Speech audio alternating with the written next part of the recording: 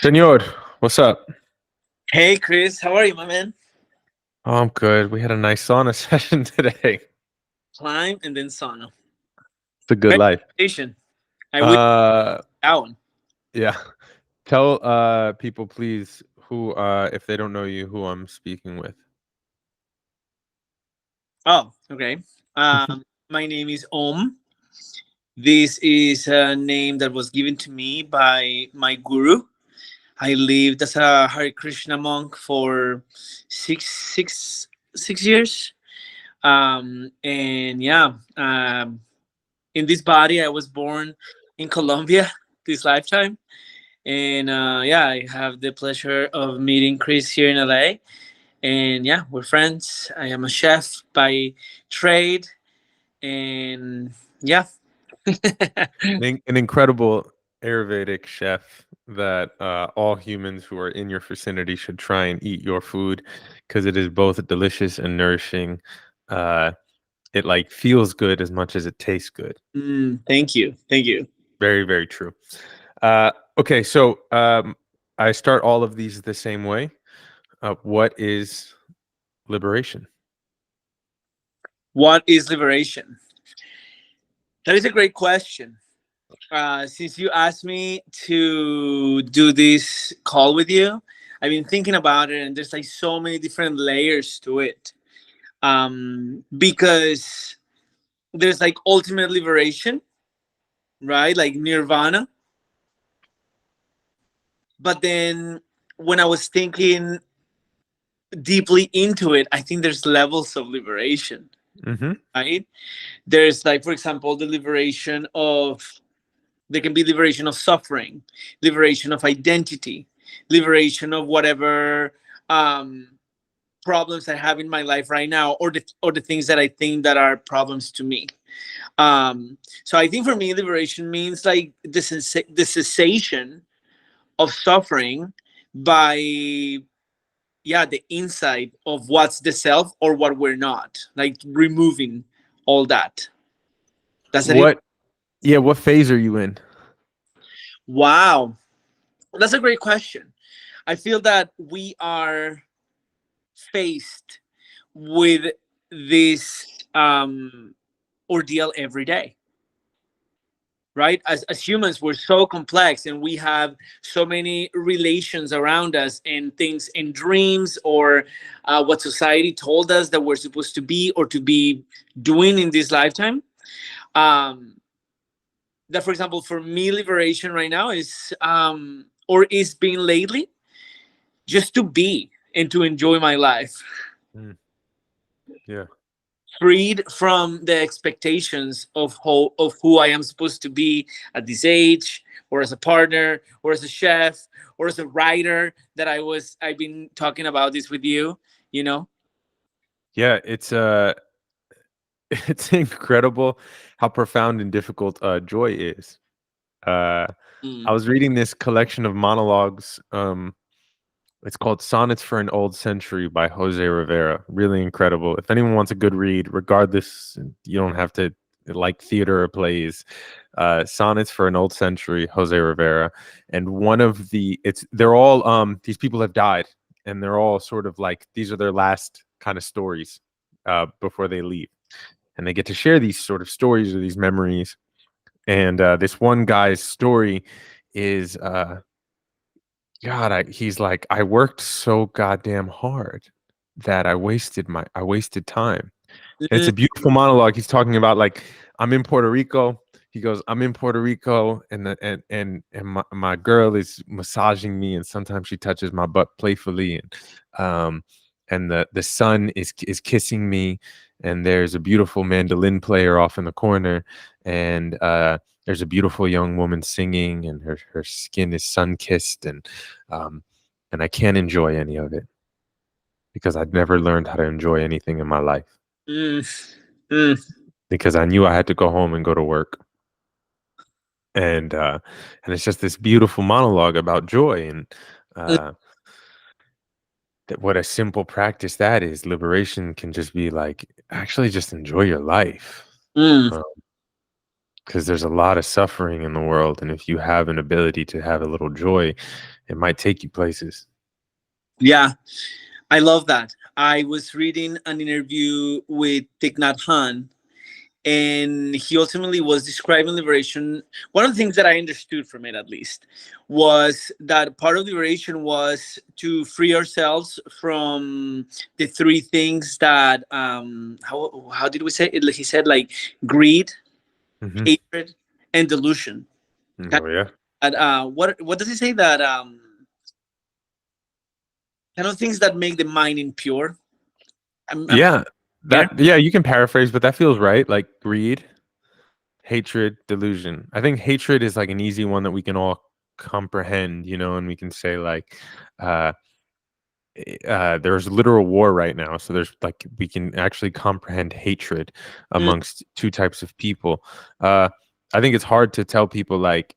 I think most people listening to this will be like, I have no hatred in me, mm. but I think TikTok would be like, no, there's probably a little hatred in you, like. But maybe there isn't. I mean, Yeah. sometimes I catch, I in my life, as a meditator and as somebody who, one of the things that I try to live by is to be mindful in the way that I cook. I am very my part of my meditation is my cooking meditation. What is my mindset while I cook? Am I joyful? Am I happy to do this? Or am I thinking thoughts that are not that? Because I believe that everything that we do with our hands, we can transfer our energy into it. And I think part of my path is helping people heal with the food that they eat, right? Yeah. And if I am not happy, if I'm not loving towards the food, you know, then this is going to transfer to the people that are eating my food. And a lot of my clients are people who are in need, that are like going through uh, um, a health crisis, right? So I feel that the mindfulness, um, will help you. It's a practice where moment by moment you can inspect the quality of your mind, the quality of your thoughts, and that brings insight. Yeah. I think that insight resides of the gold that we can mine towards liberation. I'm gonna share something with you right now. Right now there's this person who I know, who I have come to, like, we're not friends, we're acquaintances, and she came out with a book recently, and I felt so much jealousy. Yeah. I it's funny, like, I don't even follow her on Instagram, but I noticed some people that have, like, given shout outs to her, and I was like so jealous because I want to do the same book. She's a chef, what all these things, and I'm like, and in what I was describing today, I'm questioning, why do I want to write? Why do I want to have a book? Is this whole material and papers and usage of our beloved Earth's resources? I want a book that is mindful, that is true, that is going to have an impact, so that it's just not a bunch of papers and my ego going through every single word, that it actually is going to help people.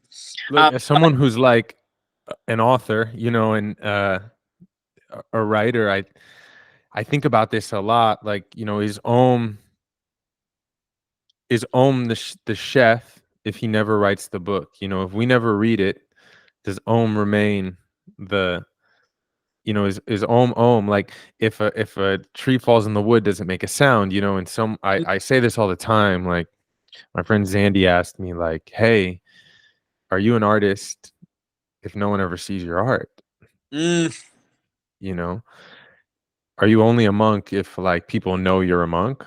mm, Do we have to prove our, and this is me playing devil's advocate, because as an artist I struggle tremendously with like the idea that I then have to sell you my child. Like, I birthed this thing. It took my spirit, my heart, my soul, my tears, my love, my joy, and then I have to be like, okay, now buy it, read it, engage in it, hire me, like, bring me into your company to talk about it. Like, I have to sell my child over and over again, and it feels counter to my spiritual practice. mm. uh Yeah, that's me playing devil's advocate. And then simultaneously, you left the gym today. I took a call from there. And as I was leaving, someone came up to me and they said, "Hey, are you Christopher Rivas?" And I say, "Yeah." And they said, "I read your book. Um, it was really healing for me during a time of need when I was in crisis, Wow. like identity crisis." And then I think, to play the opposite side, like, um, the paper wasted for a good reason. You know, like, um, yeah. So that is the battle that we, I think. What is our, and I talk about a lot. What is your motivation? Yeah. Why, and you're asking the same question. Why write the book? Because Yeah. I want the likes, because I want to compete with homegirl over there, um because I want to share medicine. um you know what's our why in this Yeah. process? Mm. And today when we were talking about the what was the word you used for the weaving and the knots that we have connected with other people in Oh, different. inyan. And if I'm butchering this, anyone listening, but it's a Korean word, and they talk about it a lot in the film Past Lives, but inyan. So I was thinking, what is the Indian that I have with this girl? Like, why her success? Why am I jealous of her success? You know. And but it's such a beautiful practice of facing myself with this question. Her success has nothing to do with me, right? Like, it doesn't pay my bills, it doesn't make, but why am I feeling this way? And I love that. I think it's, in a way, just asking that and being like, hey, what's going on, is liberating in itself, Oh, because 100%. from that inquisitiveness, from that moment of me breathing. Like this morning I went for a walk with my dogs, and all of a sudden I was like, ooh, this can be like a moment of I just realized sometimes when I'm walking, which I love about Thich Nhat Hanh of his walking meditations, is the best moment to just let me breathe, look at the trees, and be connected to just like the earth with the fullness of everything. I'm a part of everything. And it was good to just like let go. But I have to go fully through the emotion and in inspecting what is it there, what is behind all this, for me to find freedom. Because ultimately, I'm not gonna find joy, and I think there's some medicine in here for me to let go of, so that I can be confident in my book, in my creative power, and also leaving behind whatever um insecurity I have of why my book wouldn't be as successful as this girl's book, you know? Because I Yeah, my I joy do know. Someone. is coming from something else. It's coming more from like, oh, look at her, she's so successful. I cannot be as successful as her. So I am jealous and I am angry that she's successful. It's hard to be liberated enough. One, it's like you said, it takes a lot of courage to actually. I think a lot of people deal with jealousy and then greed, and jealousy maybe is a version of that hatred, and even that greed, like. And so it takes a lot of courage to like say, okay, where's the hatred and the jealousy in my life and the greed, um, and I bet you a lot of humans listening to this constantly scroll through or know people in their life who who they want to be like, I'm jealous, I'm angry at you, I'm like, Mm. I want that. And they just don't say it, they keep it to themselves, or they don't meet it, or they don't share it with themselves even, so there is something liberating in just noticing it. Yeah, And, and just noticing. and I think that that's part of her healing. Yeah. Today I was talking to you about my other idea for a different book that is completely out of cooking, of that other part of me who, like, okay, Omi's a chef, but that's not all of me. That's just a little, that's just my trait. That's just the way that I that I dharmically make money to sustain this One of body, your costumes, it's your chef costume. my chef custom. But then shedding all that too, I am a meditator. I have been a monk. I love being insightful and going deep. Like every time I'm with you, I have the best conversations because I think we connect in that place. Mm-hmm.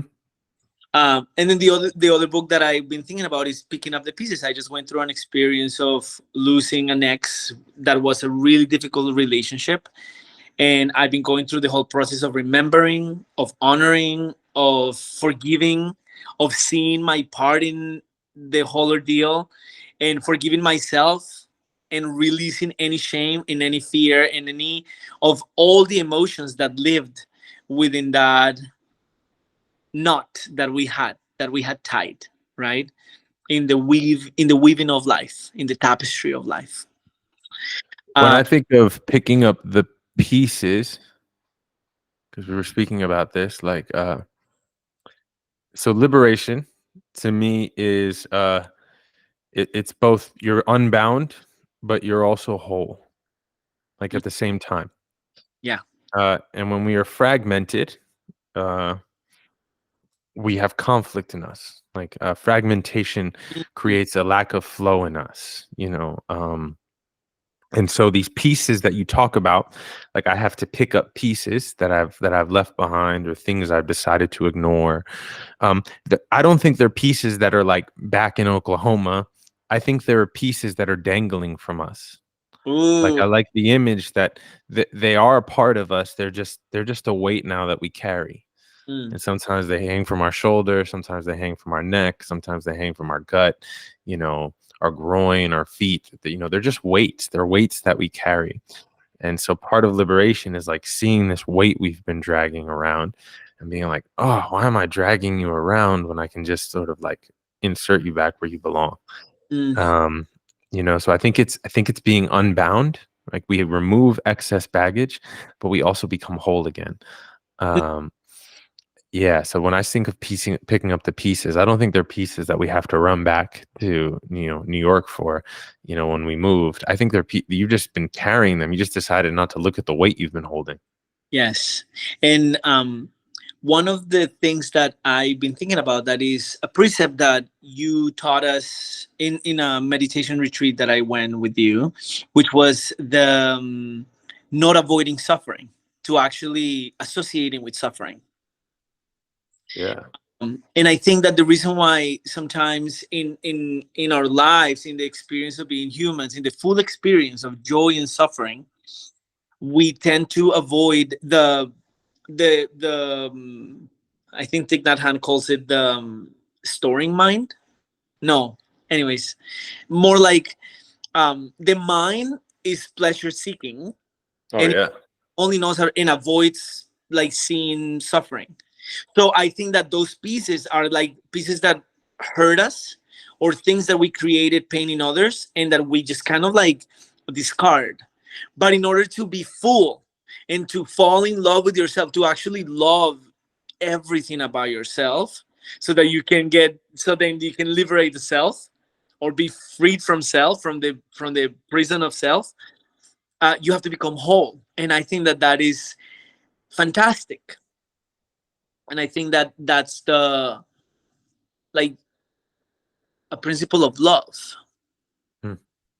In Yeah. order to love yourself, to even love your partner, to love anything in the world, you have to understand its suffering, see the suffering, to have like that background, like the contrast of what is joy.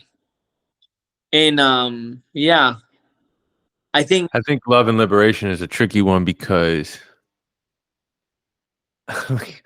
uh you know, because real love is like Vedanta says you have to love a Coke can like you love your mother.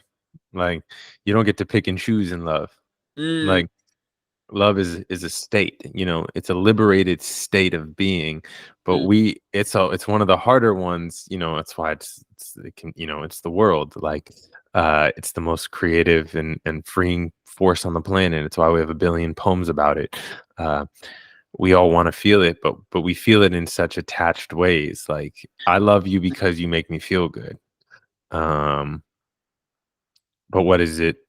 what is that just to love, you know? And I think we've all tasted that for seconds at a time. I think when you fall in love, you're like, I love everything. The world is fantastic, you know? Mm. And then 2 weeks later, you're like, I gotta pay my rent. I got shit to do. Um, But I yeah, was more about like to really put all the pieces together in the body, in the self, in the mind, to be whole. The introspectiveness of it all will, that insight will bring love to yourself. I think that the love has to start by yourself, by loving yourself. Even a like, 100%. Yeah, but that's why I think I'm talking about relationships is because when you meet someone and you're in relationship, even in a work relationship that makes you feel good, you think they're filling up a part of you. Like you think it's them. You think they saw a hole and filled this hole. mm, Like that's the story we tell. Um, you complete me. We even have words like that. We have yeah, ideas like this. We have, soulmate or other half because you think you're a half that needs another half. Um, but really they were a map that showed us our potential to be whole, mm, to love ourselves in a deep way. Because when you fall in love with someone else, you actually love yourself because all of a sudden, all that shit you used to hate about yourself, you're like, oh, it must have been perfect because I wouldn't have met this person unless I did this and this and this. So I mm, never made a poor decision, or I never, like I did all the right things because look at me now. Look what I found. yeah. Um, so I see what you're saying, about loving self, but when I do think of love, I think of the idea of relationship is so powerful because it shows us what we are capable of doing Mm, and being. yeah, yeah. Ultimately, I feel like in relationship is like is such a mirror. All because okay, you may fall in love, but then you have to sustain love to like evolve in love, right? To have a relationship where you can experience love and have it for a long time. Ultimately, I feel like there's so much. I think when you enter into a relationship, you have to do more healing with yourself and with the other partner to continue that love. Otherwise, you're gonna divorce them. You're not gonna be with them anymore because you stop liking them. You see all the cracks. Yeah. Also, you see that they don't make you feel the way you felt on day one or Mm. day two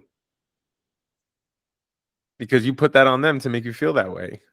So ultimately, it feels like in order to have a successful relationship with anybody, you have to love yourself first. In order to have, I think, a successful life, like, success, I don't mean like I have a lot of cars and houses. I mean, like, if we're starting from where we started this conversation, like joy, where you actually enjoyed your life. Mm. Yeah, I think loving yourself is a big is a big part of that. To quote Thich Nhat Hanh, it's like that's why breathing and smiling is one of the most fundamental and difficult meditations that exist because if you can learn to love your breath, then you can learn to love this moment. And if you can learn to love this moment, then you can learn to love yourself. It's like a trickle down effect. Like Mm-hmm. just learn to love this moment, Mm. which means you're in this moment as you are. And that practice of loving this moment and loving your breath and loving yourself, hopefully they start to piece together more and more and more and more. Um, but yeah, so much joy starts there. Can I love this moment? And so can I Yeah. love myself in this moment? Mm-hmm. So when you say to me, "What is liberation?" In this moment for me is to enjoy life, to like to feel the joy of walking on this earth. Yeah. In ways, I think that in my world of in my yeah in my view of the world, in my belief, I feel like the earth is a sentient being, and I pray to the earth. And I pray to the earth every day when I wake up to walk softly. It's Mm, kind of Native American thing to where they ask the earth, the spirit of the earth, to teach us to walk softly on her, you mm, know? And in that way, so that we can love everything, so that we can be agents of love, mm. help people feel more full, more, yeah, to create more peace, I feel. Because if Yeah. we're, then we can also not help others feel the peace, you know. 100%. I think that's what, if we're still on the Thich Nhat Hanh train, like that incredible being really embodied. Well, I mean, that's his whole thing, is being peace, like not doing peaceful actions or loving actions, but like being love or being peace. He's like, you're so obsessed with trying to do the right action, just be peace, be love. And all of a sudden, every action is a loving action. Every action is a peaceful action. Mm. Be liberated, and all actions will be a liberated action. Mm. Like, be the thing first, and all actions will embody that, you know? Yeah. Uh, and I think that translates, I haven't really said this out loud before, but I think that translates to less esoteric and spiritual and holy things. Like, I think there are mindsets that, you know, if people listening to this just want to get rich, like, you know, Think and Grow Rich is literally one of the most successful books of all time, because it's just like saying, be rich, you know, like, there are a lot of things that talk about just, you know, be it. Don't worry about the action you have to do. Just be it first. Yeah. That's Embody it. that's the whole manifestation thing. Yeah. Yeah. Mm. And you can do that in holy ways, or I don't want to say, you know, richness is unholy, but, you know, like, it's whatever motivation you want. Yeah. So I feel that liberation, there's is so many things and it can go so deep. But that's what I feel in my life right now. To free myself of all the spectate. I mean, I'm gonna be 38 this year. I'm almost 38. I'm not rich. I'm rich in minerals, how we said. Yeah. That's a good line. That's the title of this episode, Rich in Minerals. And it's funny, there's so many like in my mind, I'm like, oh my God, I don't have children yet. I don't own a house yet. Where's my book? Why is my business not growing so much? But then also then liberation from all that. It's just like, you know what? I'm just gonna enjoy my life, and I'm gonna go climbing 5 hours or 4 hours, 4 times a week, and just be okay with that. You know, When just I was young and I used to travel a lot, I got to spend a lot of time in Europe, which was really quite a blessing. And um, I would always be like, man, why am I cursed with wanting to be an artist? You know, like, I'm cursed with unsatisfaction. Like, I'm cursed with needing to make and do more. And I would be in like Berlin, or I'd be in fucking Paris, and I'd meet like a waiter who their only job was a waiter. And mm, they went to bed when they went to bed, and they woke up late, and they made just enough money to like pay their rent, hang out with their friends, buy cigarettes, drink a couple beers, go out, you know, like, their life was simple, and I felt joy coming off of them, you know. mm, And maybe this is me romanticizing, you know, that part of my life, or even Europe, or but I do think I've noticed in other parts of the world there is an awareness of just enjoying your life, um, versus working and working and working to get somewhere. Because I do believe, as someone who has experienced this, you know, when my book came out, simultaneously I'm on a TV show, simultaneously I'm like, I have all these other sort of shows percolating and happening, and I was so depressed because no one ever taught me how to enjoy these things. mm, That was never taught to me. What was taught to me was how to acquire, and how to work hard, and how to hustle, and how to prove people wrong. But no one ever taught me how to enjoy it, mm, ever. So I didn't enjoy them because I was already on like, what's next? I have to sustain this thing. mm, So I didn't. I didn't get the narrative of joy. And so this is like a late thing for me, is one of just enjoying this moment. mm, Um, you know, for so many years, even my meditation practice was not of joy. It was like, I meditate because it's teaching me, or I'm improving, or I'm becoming better, you know, or I'm learning, or I'm meeting myself. It had such benefits attached to it. Like, it was good. It was getting me somewhere. I was becoming better. yeah. Everything in my life was about being better, or doing, you know, and I care so much. I care so little about that now, you know, and the practice of joy, I think, really is quite a profound practice, to be like, I'm going to enjoy this moment. Mm, I'm gonna watch this movie. I'm gonna do this. I'm gonna go for a walk. Like, yeah. Amazing. Even if you scroll on like Instagram and TikTok all day, like, you know, can you enjoy it? If it's your choice, Hmm. can you enjoy it? You know, or like, does it suck your soul away? You know, part of it is ask yourself the question, be honest, you know, like whatever you do, can you truly enjoy it? Because we Hmm. do need people in this world full of war and suffering and violence and oppression. You know, we need joyful people Yeah. who are genuinely joyful. Um, I think we And, need examples of that. yeah. And and to that, which is something that like when you explain that precept to me about sorry, my phone just that precept of not shying away from suffering to actually kind of like seek associated with suffering, for me that was mind boggling.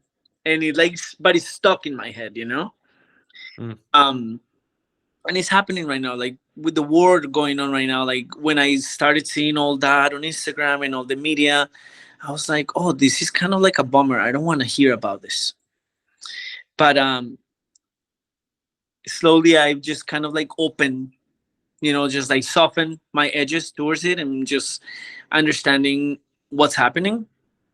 And I think the difference is that I'm not allowing it to consume my life. Because I notice some people who are just like fully consumed, and they're just like, there's this 24-hour rant, like 50 stories a day, and every one of them is a rant. And then I'm like, how do these people go and eat peacefully? How do they go to sleep and like shut off? Like, how are they joyful? Or I have some friends that are like crazy into like that they're spraying the sky and that it's raining because they're spraying the sky. And I'm like, whoa, but like you're creating this cycle where how can you be happy if what you're struggling about 24 hours a day, breakfast, lunch, and dinner, is that they're spraying the sky? So yeah, okay, maybe that is there. Maybe that's the reality of the world, but it's almost like taking inventory of what is present in your life. How can you be kind today? How can you be kind to yourself? How can you be kind to your partner and or to the people around you? It's like the balance, almost the middle path. What are they spraying the sky with? I'm so curious. Yeah, I mean, I don't even know. It's funny. I attracted to these all these conspiracy theories, but I feel like they're so consuming, so I don't go into them. What I know is something that they're like doing something called cloud seeding. Okay. Cloud sitting. I knew about cloud seeding since I was a little kid. My dad explained this to me. In areas of the world where like it doesn't rain so much, they like drop some sort of like, I don't know what the chemical is, or some element, and it creates clouds. It creates condensation and it rains. So when you see those airplanes that leave a trail behind in the sky, Yeah, that's cloud seeding. that's what I mean. I don't know, but this is what like I see so many people on Instagram that are just like boom, boom, boom, cloud seeding. Like read about it later. It's a whole I'm ordeal. reading about it right now. It's kind of wild. And but I'm like, and no, and funny in conversations that we had, they're like so miserable, and I'm like, well, what do you expect in your life if what you eat in your mind is anxiety? So that brings me to it. Something that I want to say right now is like I think the way that we spend our energy, the biggest um yeah, like money, the biggest power is our attention, right? Like, Of course. Most valuable commodity in the world. yes. So what are you putting your attention in?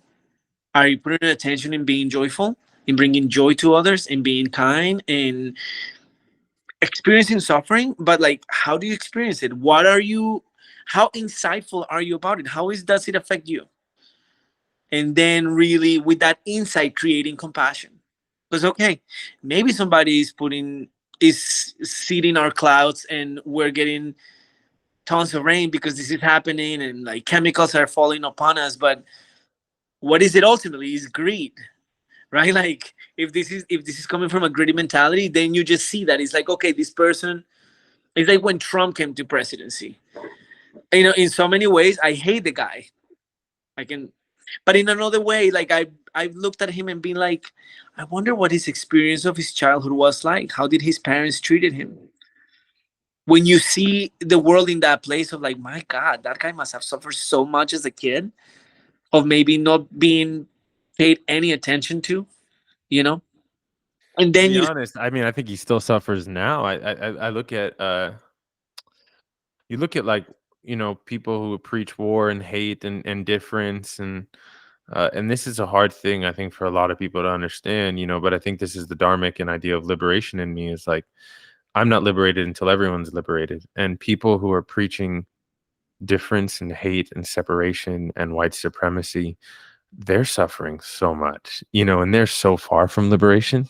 Like mm, they're so far from liberation, you know, and so uh I too even need them to be liberated. Like mm, I need them to become whole. I need them to pick up the pieces. Um I need them to uh because I'm bound up in them. Like my fucking I'm just if they don't do it then I can't do it, you know. mm, But if I do it, maybe I can help them do it, you know, and they'll free other people. Yeah. I said it to you, you know, earlier. It's like liberation is seeing the knot. And there's individual knots, but there's also just one giant communal knot. mm, And we're just trying to have enough perspective to untie the knot. mm. Yeah, it's a beautiful image, actually. You ever play that game where everyone holds hands and gets into a knot? No, I didn't. I Oh, haven't.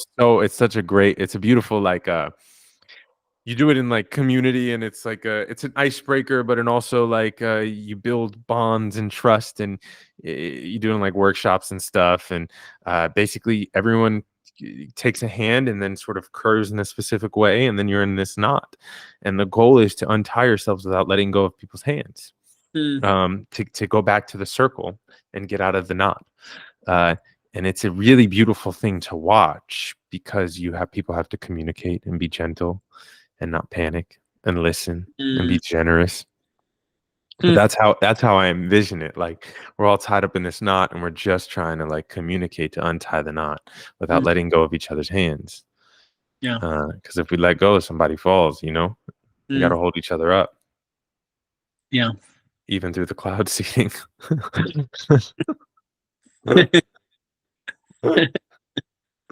Cloud seeding.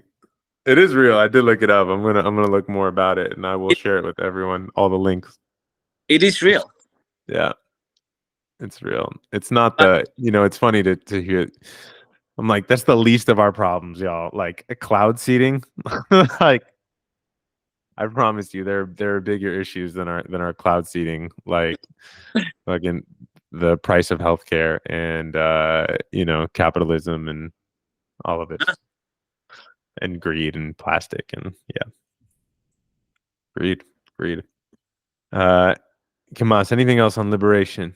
Where can humans, listeners, wonderful people, liberated people, uh, where can they, I don't know, hire you, eat your food, learn more about you, hang out with you? well, you can find me on Instagram. I am cooking with Om, cooking with OM. Om. Uh, you can interact and find out more about my life and my prayers and my retreats. I lead Qigong retreats and Ayurvedic cooking. So I'm all about teaching people how to eat good food that makes you feel good, that is easy to digest. Um, You got to go hiking with this man because he'll like find you a bunch of yummy food from that just grows out of the ground that you can cook. well, the thing is that we're children of the earth. You know, I feel like there's this big disconnection that we have suffered through colonialism, big time. But there's medicine and there's food everywhere, growing everywhere, like in the sidewalk, and you don't even know. So yeah, just becoming curious about what is food, what is medicine around us. I think that's a beautiful thing, and I love that.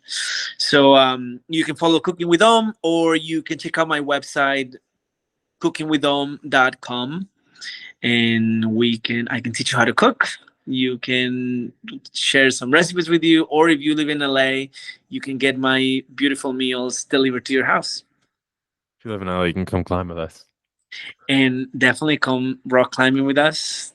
This guy right here is an awesome climber. I'm so inspired by him. Put Almost better. becoming V7 climbers right now. This capsule. Finally. I said that would happen this year, so I'll take it. Senor, any questions for me? Any last thoughts? Any ideas, worries, curiosities, jokes? What is? I mean, you asked me the question of liberation right now. Like in a few words, like what is liberation for you right now in life? So one answer that I have found comfort in is liberation is seeing the knot. Um, the thing that is really consuming my mentals and my art process and my thinking is this idea of liminality that we talked about, the Yes. between space. And so I think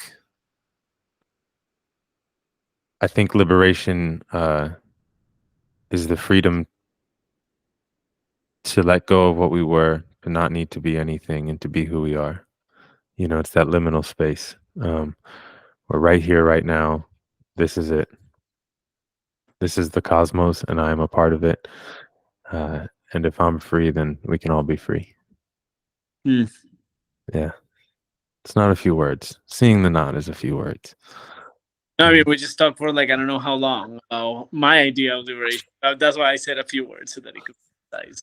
Yeah, liberation is getting free. It's Mm. getting free. And you know, this podcast is called Engaged Liberation because it's something you have to engage with on a daily basis. If it's something you want, it's like you said up top, you know, in small and large ways, we can get liberated, you know.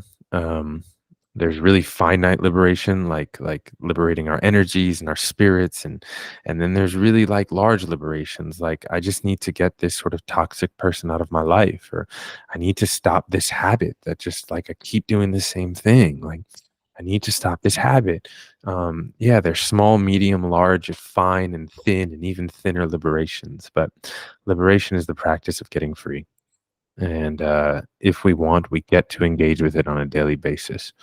And I think getting free is a really good feeling. Like, and I think everyone can vibe with that and understands that. Um, there's things we need to get free from. And it will be medicine for all of us. And so I pray for everyone's liberation, including fear mongers and preachers of hate. You know, even them. Yeah, I need them to be free too. Yeah, beautiful. Thank you. Thank you for sharing that with me and with everybody who's listening to this. Thank you. All right, y'all. I'll talk to you later. All right, brother. Much love. Peace. Peace.